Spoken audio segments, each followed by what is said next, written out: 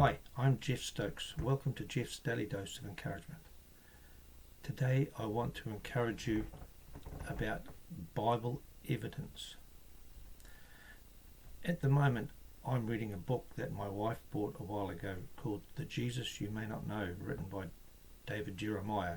My wife gets a lot of his materials and stuff, and as I've started reading it, it's great sometimes to get someone else's angle and aspect on things, and it just brings to light the fact that the Bible is so full of evidence of the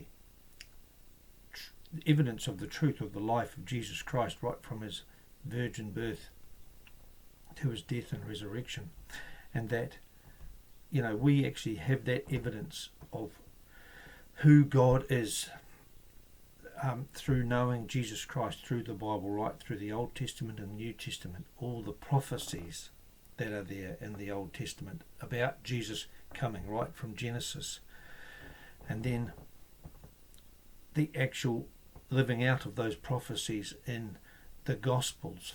And then also we know that Christ is coming again, and things like the new heavens and the new earth, which haven't happened yet, are recorded in the prophets like Isaiah. Especially Isaiah is probably the main messianic prophet, and then we can see those future events unfolding in Revelation with John.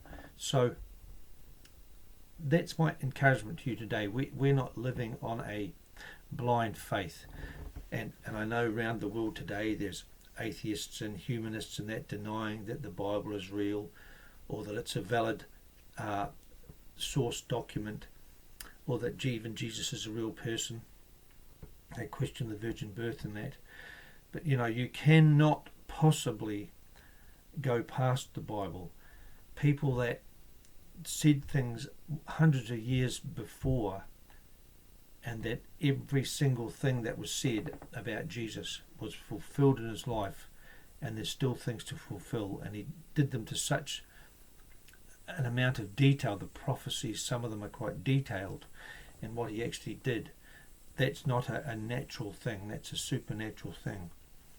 And so we can rest assured that the Bible is the primary source document, and that we can know God through knowing Jesus Christ, that he was foretold in the Old Testament and revealed and lived in the New Testament. Many witnesses saw him, and I can tell you today that having a legal background, that the sort of ace, if you like, the gold standard of evidence is eyewitness evidence, first-hand accounts given in court. They have a very high standing in the legal system, and over 500 people saw Jesus resurrected from the dead.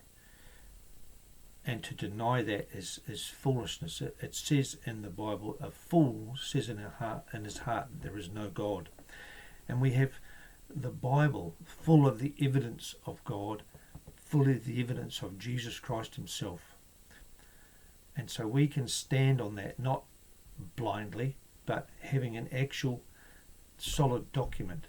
Whereas the world and all false religions and all religions of the world, and even those who believe they're atheist or whatever, don't actually have any solid foundation, scientific or otherwise, to base where they're coming from on. They just don't.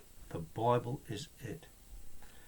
It's the evidence. So that's my encouragement for you today about Bible evidence. You can trust it because it is true. Every jot and tittle of it is true. If you don't know the Lord Jesus Christ, if you confess with your mouth the Lord Jesus and believe in your heart that God raised him from the dead, you will be saved. For whosoever shall confess that Jesus is the Son of God, God dwells in him and he in God. And might I, while I'm at it, encourage you. I've watched a bit of a film of this, but there's a guy called Lee Strobel who was an unbeliever, and his wife was a Christian, and he was a newspaper reporter, and he decided that he was going to prove Jesus was wrong and a total lie to get his wife out of Christianity. And he spent, I think, 2 years studying every source original source document he could. He went right back to original documents and found that in the end he was faced with a dilemma. He either had to deny Jesus Christ knowing that he was real, or he had to accept the evidence that Jesus Christ is who he says he was, and it's written in the Bible. So God bless you. Have a great day.